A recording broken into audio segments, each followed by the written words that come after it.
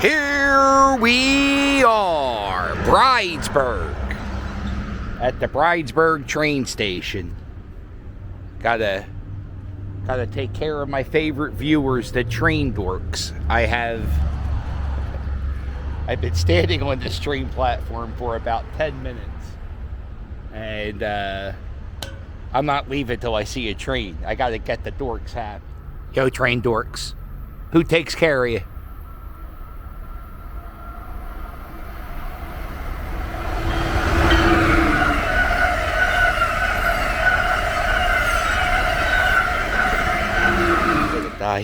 Here is the, I get asked almost every scooter ride, what scooter I ride. This is a Highboy S2 Pro.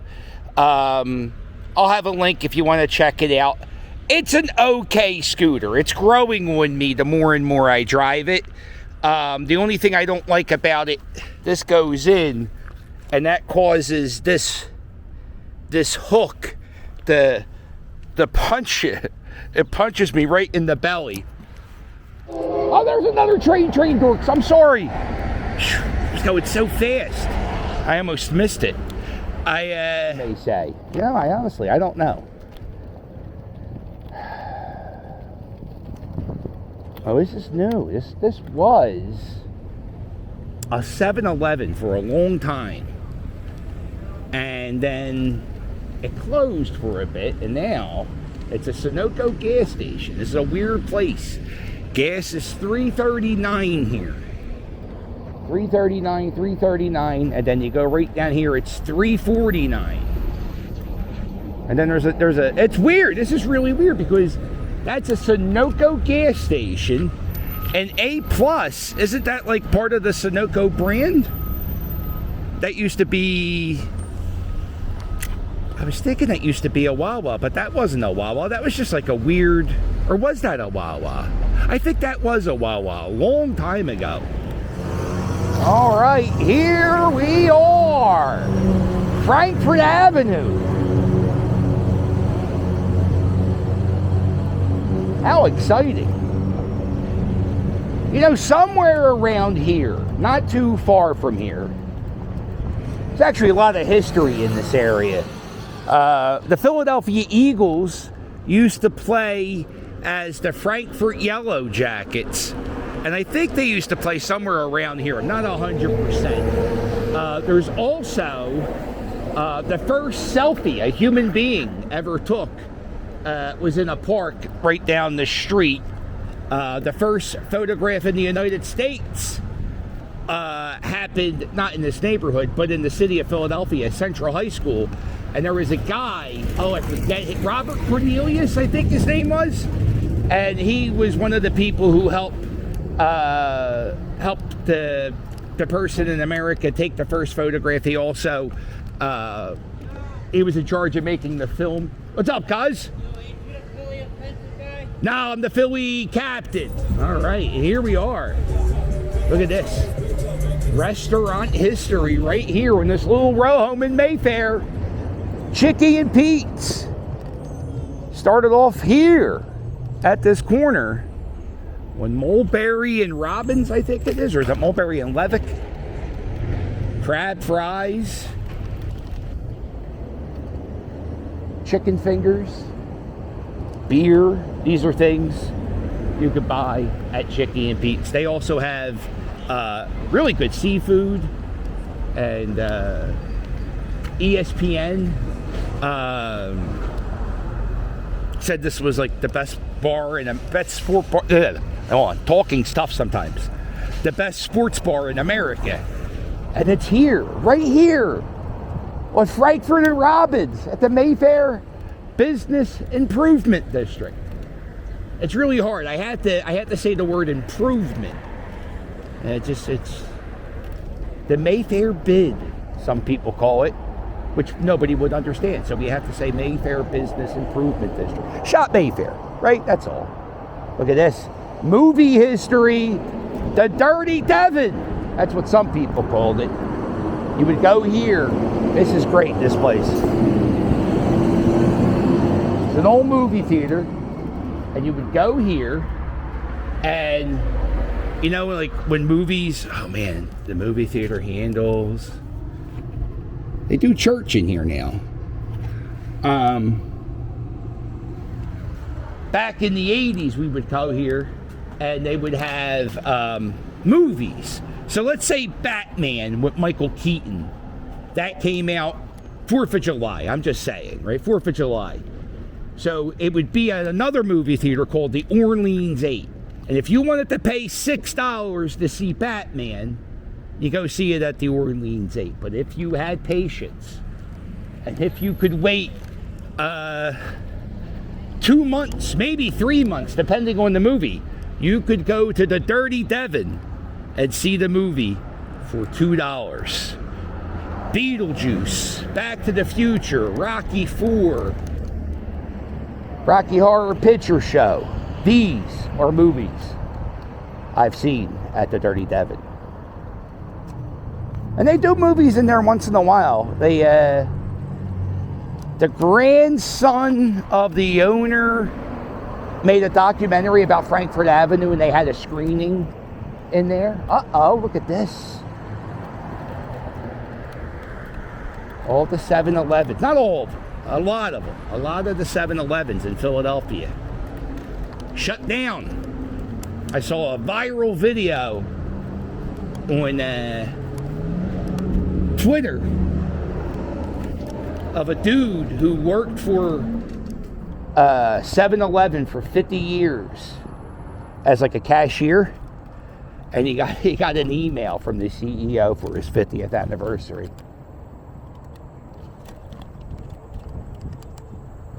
I used to work at a place that would give people, if they worked there 25 years, they would give them watches, right? But depending on what type of worker you were, you would get a certain watch. I really thought that was like so offensive. Everybody should get the same watch. It's the same thing. You did it for 25 years. They, you know, some people got a Rolex, and then some people got like a very nice Seiko. Look at all the businesses. You got a pub here. You got the tavern here. Look at Veterans Hospital. The veterinary hospital here on Frankfurt Ave, my buddy Doug, he said they're very nice here. They really, and they have a groomer. Oh, I love this. I love this little drugstore. Right?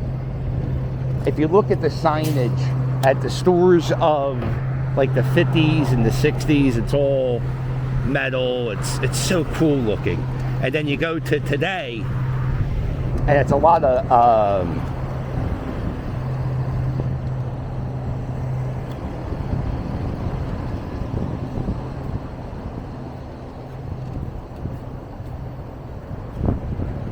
vinyl signs.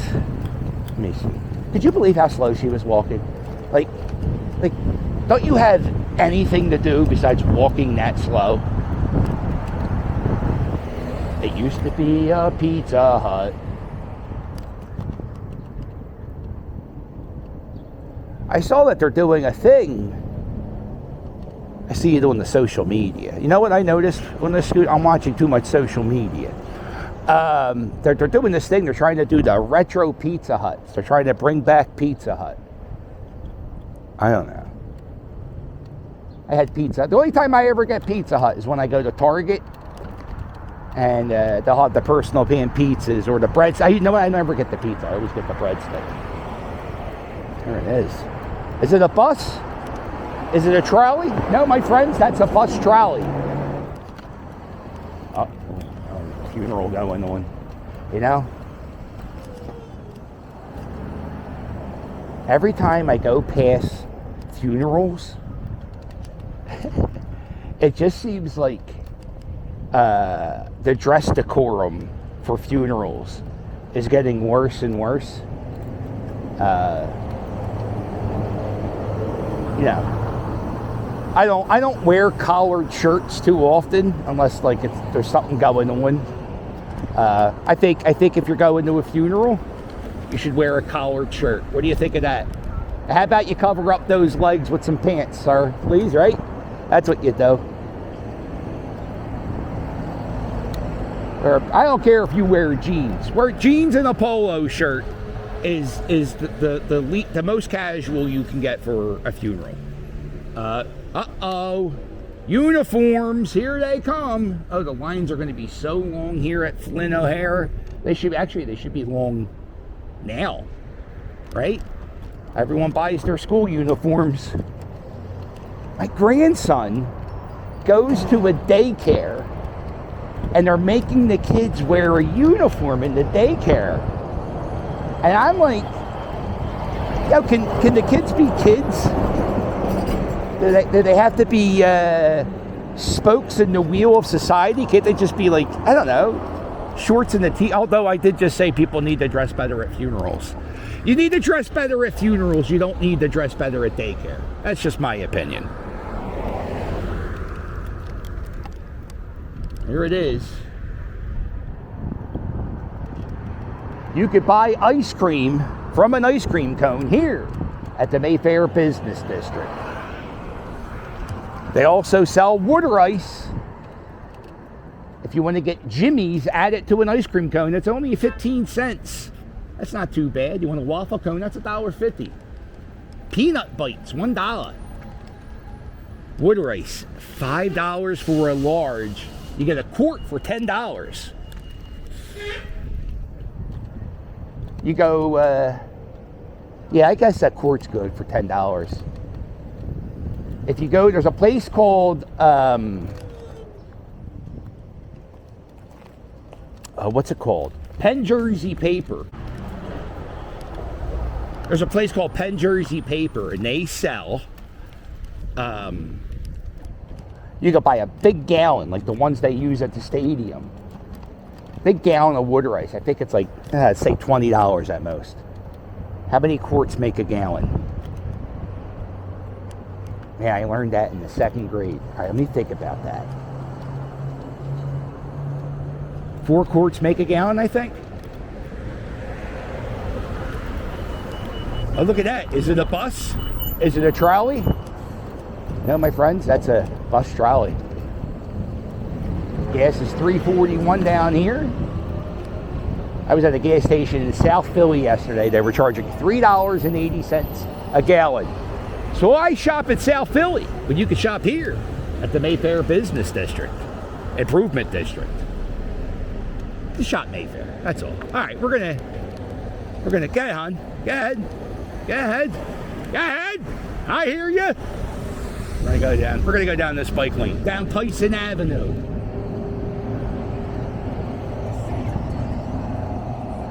There's so many. There's the Mayfair Diners down the street. They have Art History, which is a hip and trendy t-shirt shop. There's a Citizens Bank. There's a Pop's Tattoo Parlor. So many things to see and do. All right, now we're going to go down Tyson Avenue. Go down here. Here we are. Landers Point.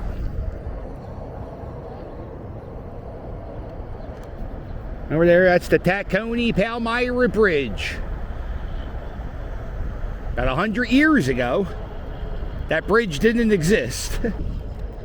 And what you had to do to get over to Palmyra from Tacony is you had to pay a ferry. I think the ferry was somewhere around here. Maybe it was on that dock down there. I think it was a nickel. Now,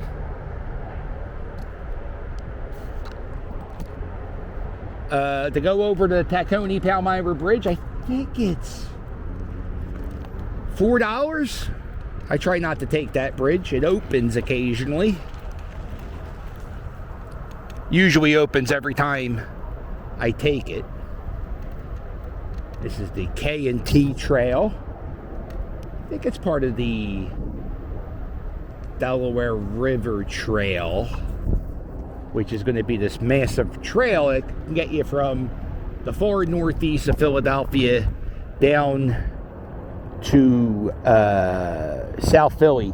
I think this trail is going to one day go from Maine to Florida. I don't know how the hell you do that, but that'd be fun to do. I think I would do that. If it happens if I'm old enough to do it, I would definitely ride my bike across the United States. That would be fun. My e-bike, not a bike where, I would need some pedal assist. I don't need pedal assist. It's just much better with pedal assist. So what they do in the summertime, you may be like, oh my God, look at this trail. They don't cut the grass. They don't, it's all overgrown with dirt balls. It's supposed to be that way.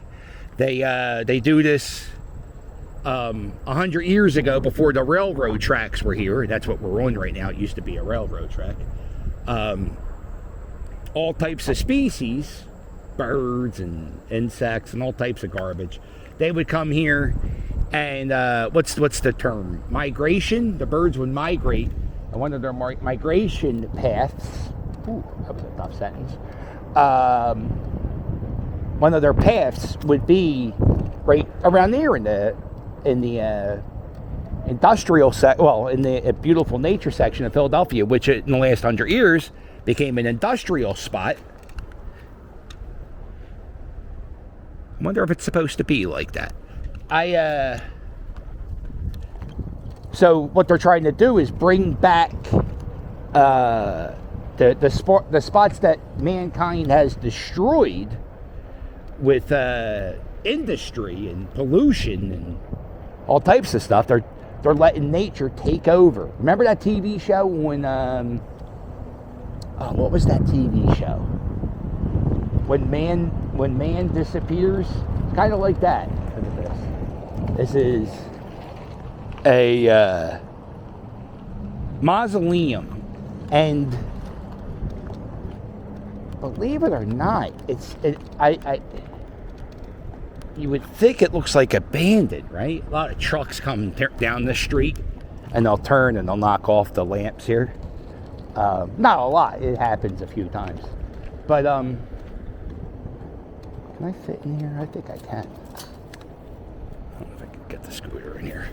Well, anyway, so this mausoleum, it's not necessarily abandoned. It's just like not really run.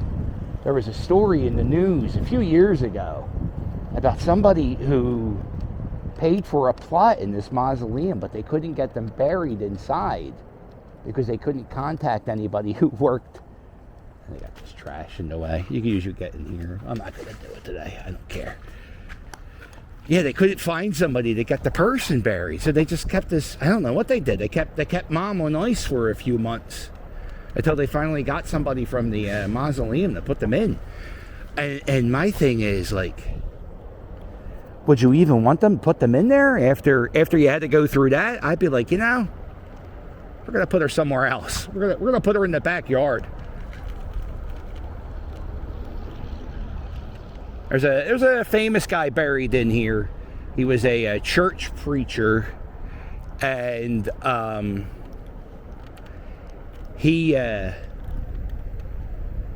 was a building on Broad Street in Philadelphia called the Met, like the shitty baseball team, MET, and it's like a. Man, I don't know. It might hold like 5,000 people. It's a pretty big concert venue now. It was closed for a long time. But in the 50s, this guy, he owned, the Reverend owned the mausoleum. Or not the mausoleum, he owned the Met. And he would do his religious broadcast every Sunday from the Met on Broad Street. And he would get, like, he would sell out, not sell out, but he would get. Thank you, cuz I appreciate that. He would get like, I don't know, like 10,000 people a week to come to his church. And now he's buried in an abandoned mausoleum. I don't know what the moral of that story is. From what I read about him, damn, I wish I could remember his name. What I remember about him is he was one of those guys, like he could do, I think he was like a faith healer. He would heal people with his faith, which means he was a scam artist. So whatever. I do know from doing this YouTube channel over 6 years or whatever it is, just because you're getting buried in the cemetery doesn't mean that cemetery, like just because you think you're getting buried in the cemetery doesn't mean your body's going to remain in that cemetery forever. And like you got to think about like what happens when the cemetery owner dies. What do they do? Boy, this went morbid. I'm going to get cremated. I'm going to get cremated. And just like Albert Einstein, he donated his body to science. Matter of fact, I'll show you Albert Einstein's burial spot. It's on this scoop.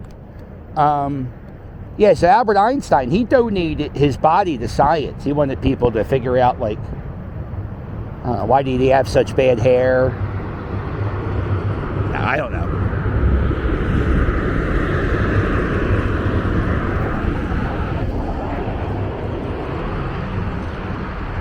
But he, like, I think he wanted scientists to study his brain to figure out why he was so smart or whatever. Kind of narcissistic if you think about it. But, or actually nice. But if you go to the Mother Museum in Center City, Rittenhouse Square area, I think,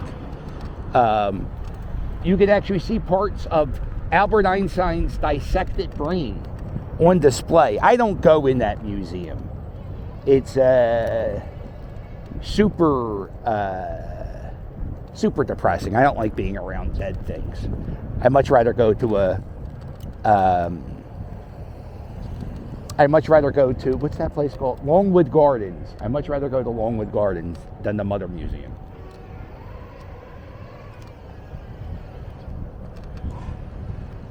Yeah, so after Albert Einstein had his brain dissected and scientists poked and prodded his body, he was cremated, and guess what?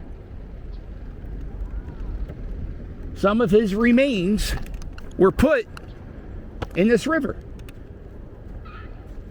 So not only did George Washington cross this river about 20 miles in that direction, but William Penn, the guy who founded Pennsylvania, Pennsbury Manor is right off the river.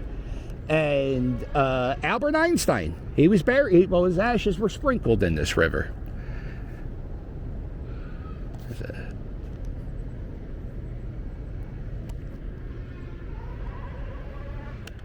Oh, it's bologna day at Deets Watson. I can smell it. There it is, Deets Watson lunch meat. They make it right there. This is a spot they do drag racing with RC. I call them RC Pro-Am. It's a video game I used to play for Nintendo. But they do this thing where they race their RC cars for money, like hundreds of dollars. And these guys, they do it on the weekend. They'll have like a bunch of guys lined up here.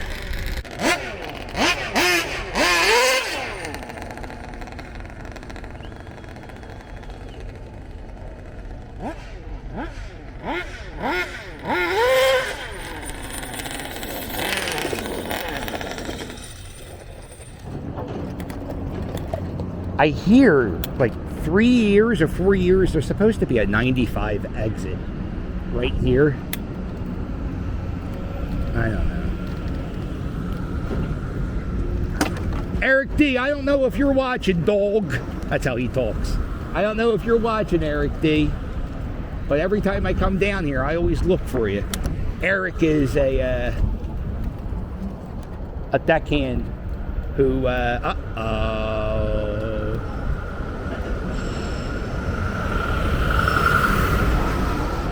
Eric is a deckhand who is working on the construction here. What am I supposed to do? Listen, I don't want to have a David Dobrik experience. Don't hit me with the crane. All right? There you go. Thank you. Thank you.